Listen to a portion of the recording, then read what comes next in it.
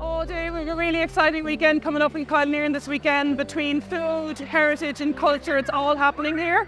So on the food end of things, we have amazing food stalls from various different producers, mainly around North Wexford, Wicklow area, but we actually a food producer from Cavan with Cool Swan liqueurs. We're showcasing all that is good about Wexford food and Wexford culture. We also then have some food trucks selling Venezuelan food, crepes, pizzas, burgers, and the local guys in Barbecue Cowboys. On the heritage side of things, lots is happening, and there's a huge link between the heritage and the food end of things. So for instance, we're going to be grinding down some flour for wheat, and then we've got Patrick Ryan from Firehouse Bakery who's going to use some of that flour in order to make some breads on the Saturday. In heritage end of things, we have some amazing guys from around the locality that are real enthusiasts on everything vintage and heritage. So loads of steam engines, we have a full trashing set going on, lovely old milk crates and how the lads brought the milk to the creamery years ago on the back of lorries. Those lorries will be here. There'll be a blacksmith who'll be showing us how to make a 1798 pike for any of you that has an interest in that steel work. Mary Darcy is going to be making brown bread on an open fire, something that I haven't seen since my granny. So it's all happening here in Kilanerin over the next couple of days. Yeah, exactly. I think it's really important. I think an awful lot of younger people nowadays, it's very easy for us just to go into the supermarket and go into the shop and take a loaf of bread off the shelf. But it's really important to show kids and show children that actually the farmers are so important for our culture and for our food and for everything that we eat and what we put on our table. So it's really important to know where our food comes from. We are so lucky here in this neck of the woods here in North Wexford to have amazing farmers with an abundance of vegetables and fruit and dairy and beef, some of the best beef in the world. And a two-day event like this in Kilanerin is a great opportunity for us to showcase all this food and show people where food is from. It's good for sustainability. You know, we've got a guy talking about bees and honey, and all of these things are really, really important so that we keep all of this stuff alive and that we make sure that we remind ourselves how important it is to produce food and to have our own food. At the moment up till the main demonstration at 2 o'clock, I'm just going to be making everything and anything. Up to that, just a little warmer up, making handles, making candlesticks, pokers, things like that. Then around 2 o'clock, I'm going to be doing an exhibition demo on making a reproduction 1798 pike that would have been used back in, obviously, 1798, which the local blacksmiths in every town and all over Ireland would have forged.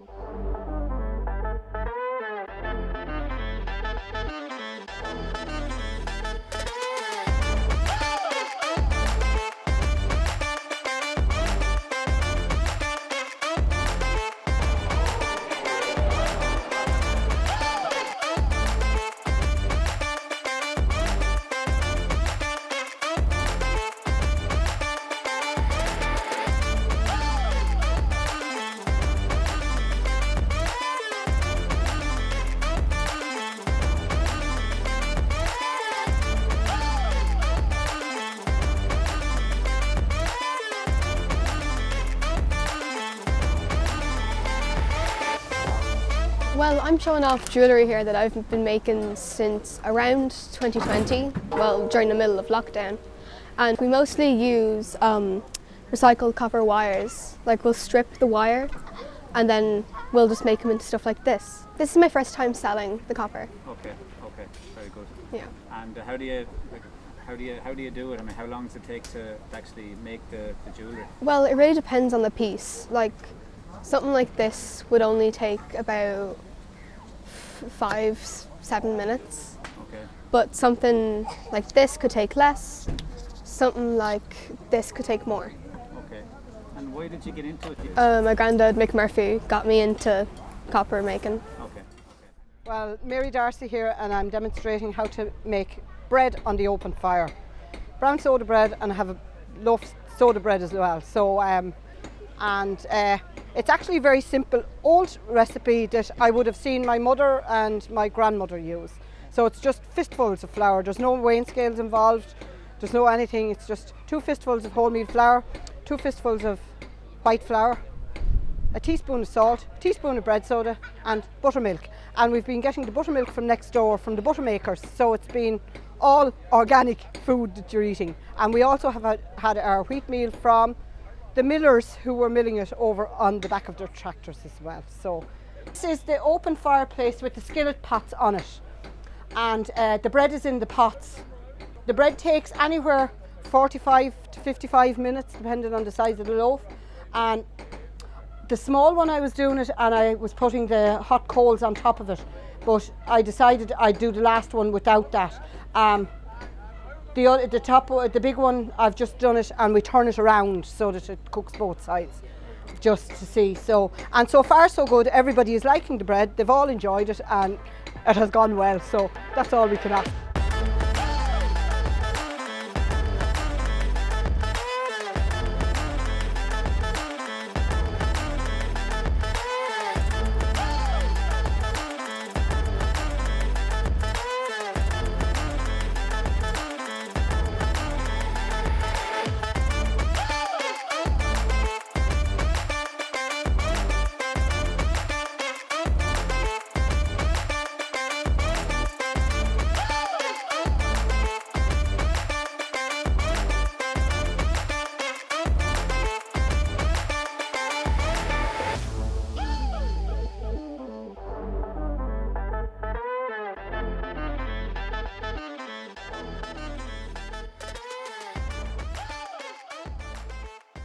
Murphy is my name, Michael Murphy, and I brought the pole lathe just to show people how timber was turned back in the 1400s up to the late 1900s. A pole lathe, the man that used the pole lathe was called a bodger, and how he got that name was a bodger is someone that only half does a job, and what the bodger did was turn legs for chairs. So any antique Windsor chairs that you have at home, the legs were turned on a pole lathe like this out in the wood. Now there are 3 stages. The first stage, if you want to come over here, is to chop the wood. And I'll just show you that. You split your wood and then you take the corners off with an axe.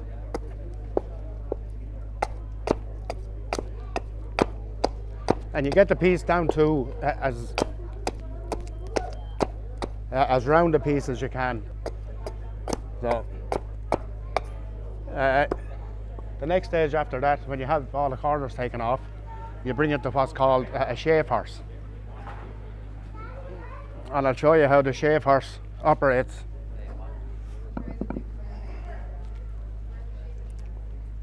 That's just a very simple piece of timber, a wedge made up that you hold with your feet, a draw knife, and you round off the timber as much as you can.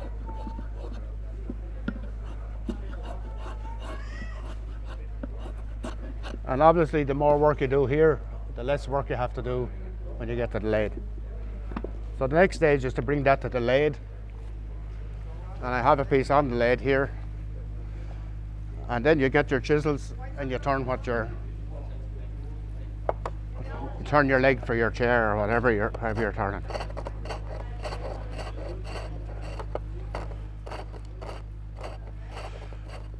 And now the way the pole lathe works is it only cuts on the downstroke. It doesn't cut on the upstroke at all. So you have to take the chisel away from the timber as it rotates away from you. Now all your legs for your antique Windsor chairs were all turned like this in the wood. How long would it take in total to make one leg? Well, it'd take me a long time because I don't do this full time, but the bodger will go out into the wood and he would spend maybe 2 or 3 weeks in the wood a certain time of year, and he'd set up in the wood and put up a camp in the wood and light his fire, and he could turn out 150 or 200 legs a day.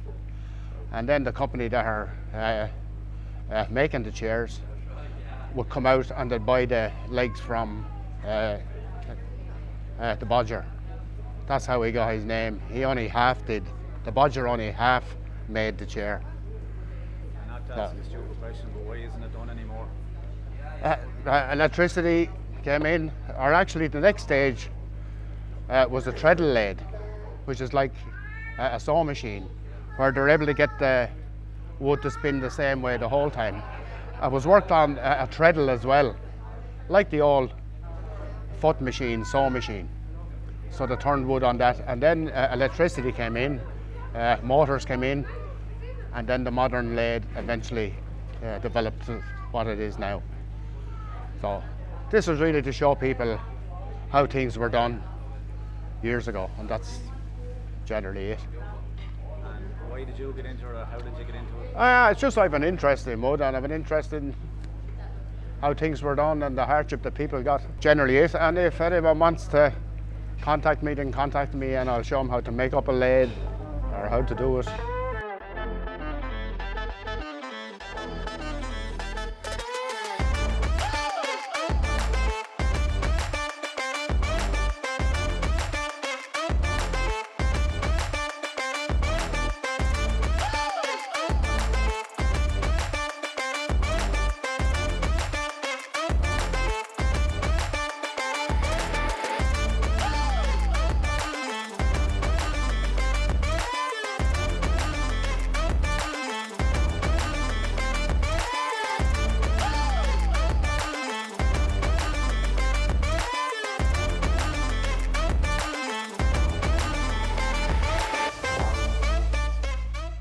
Yeah, my name's Dave Armstrong, and we're basically here demonstrating old-fashioned butter making.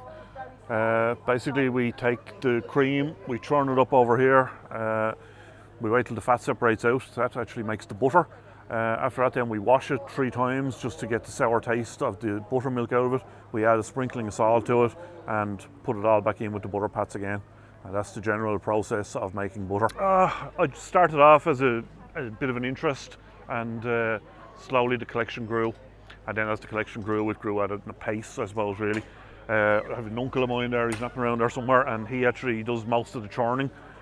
He's a great interest in it. He remembers churning as a child himself, and once I started getting into it, it brought back all the memories for him of when he was a kid, so he comes along with me now to most of the shows, and he does all the hand turning there on the churns there.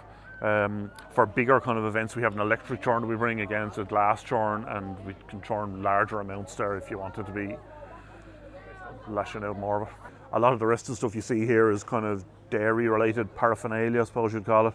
Everything from churns that would have been used in this country up until kind of the mid-60s to other weirder things like these things here to stop milk spilling over when you're boiling it. Anything dairy related is probably here in some form or other. This is actually, if you want to lead a cow in that's giving you a bit of trouble, you stick it in their nose and you bring them on. If you don't want to be that close to them, then you can use this one here. You put that in instead, then you can drag them around at will. We've all sorts of weird things here. The likes of this here for making little shapes with your butter. Stuff comes from everywhere. I actually bought this in Russia, of all places. Another eBay find late one night, as you do. These here are obviously, as most people know, these are for actually putting onto the cow to milk the cow.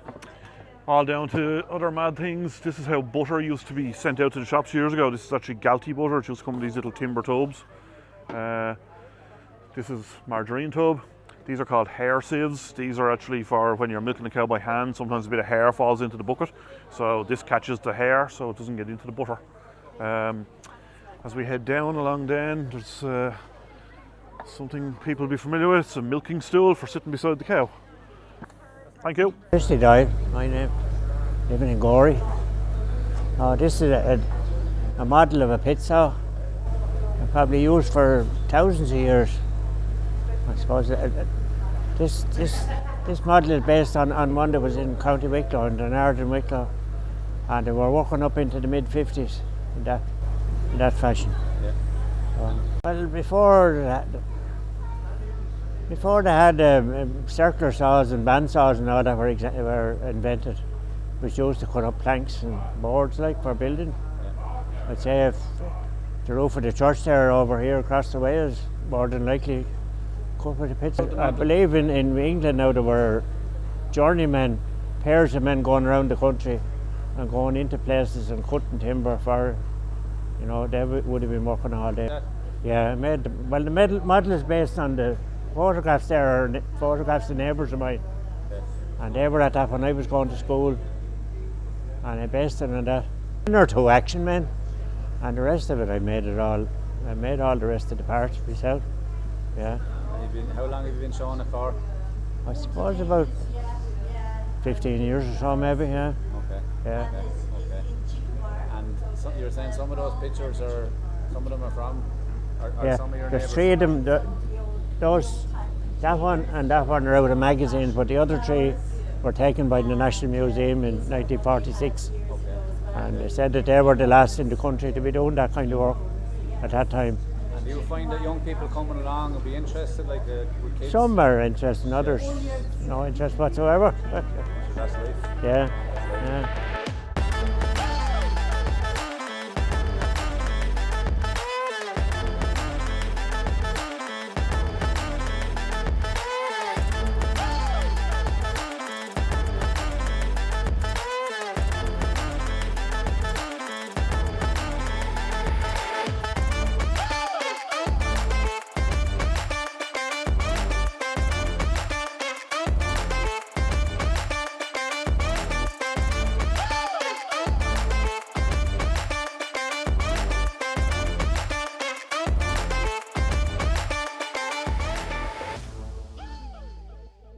It's a grinder for grinding corn. Right. It's grind oats or barley or wheat. There is a pulley inside in it with tracks, and the tracks come again the edge down here, and it grinds the corn, and it comes in through a riddle here. You put in the corn in there in through a riddle, and this vibrates the riddle, and the riddle shakes it down into the barrel. It's a steel barrel with grooves in it, and it chops it up into fine for wheat and meal, and make out the wheat like. Yeah. And I grind oats for the horses, if you know, or you can grind barley for the pigs. Before the mown bar came out, the finger bar came out, they had them over the side and fill it with 2 handles on it. It was taking a long time. Oh God, and it was the same with the corn. Yeah. And then I had to tie it in with the twine until the binder came, and then the binder was a great job because it cut and they tied it and threw it out, you know. And then you put it into a yoke like this. But then they had a trash mill then. They had to save the corn, they have to stuff it and stack it, and then bring it in and put in a thing they call a rick. And then they bring a big tractor, a big one of those sort of, and the thrashing machine like that one over there actually, yeah. And I'd put the corn into a bag, and then you store that up on the loft, and then you could grind it and do what you like with it. They were tough men back in those days. They were, yeah. Tougher than they are now. It was the bacon and cabbage, I think, kept them going. I'm Nick Redmond, down from Tara Hill, or the book end of Tara Hill. And I've shown clothes, irons, washing machines, farmyard tools. Some of mine, some that belong to your uncle-in-law Jack Shaughnessy and that, and all the bits and pieces that you see there yourself. That one there for putting in frills, you know, like a serviette, or the old gentlemen in the shorts in the house with the frilled shorts and that, and you put in the red charcoal there, and you just tore them and bring and put in the frills and all that, you know. Oh, there was no electricity in Ireland in the 1800s. That was made by Paddy Byrne in the forge below the Golden Anchor, and that he was, and also he made that toasting fork there that you see, and he has the shape of the heart in it. And he used to make them and give them to the brides when they were getting married for a wedding present. Made back in the early, about 1920s or sometime or that he used to make them in. I got into it with Jackie Shaughnessy. Jack used to be, and I was all work with him. I mean, lifetime on and off when I come home, and that I'll be away in the winter, come home in the summer. Used to be driving out tractors, and he used to go to vintage rallies, and this is how we got into that, and we were fishing and we're a heavy kind of an out there, you know, doing it ever since, and that kind of a way, you know.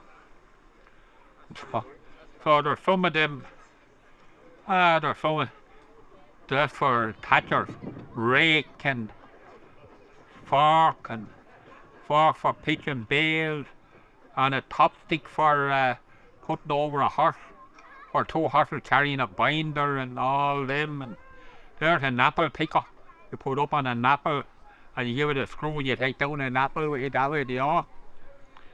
And that's a thatcher's fork for sewing on thatch. You pass it down through, and the other put the rope on the inside, and you pull it back up and you pass it down again, and he put around it, and that's how that was for.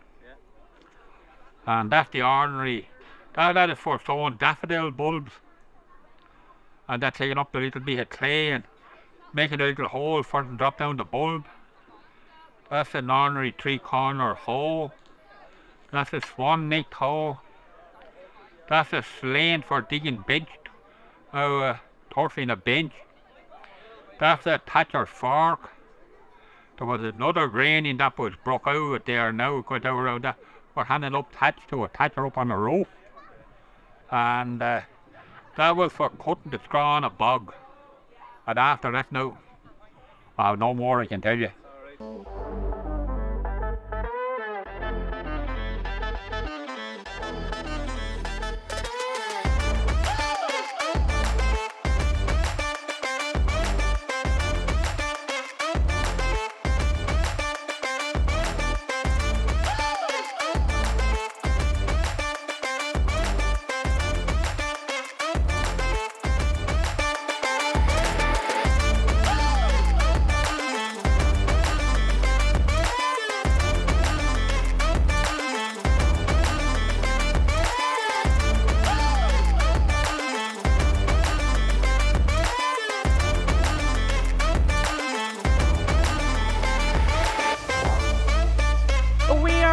Dave, that this is going to be the first of many years ahead of us for Kilanerin Food and Heritage Festival, yes.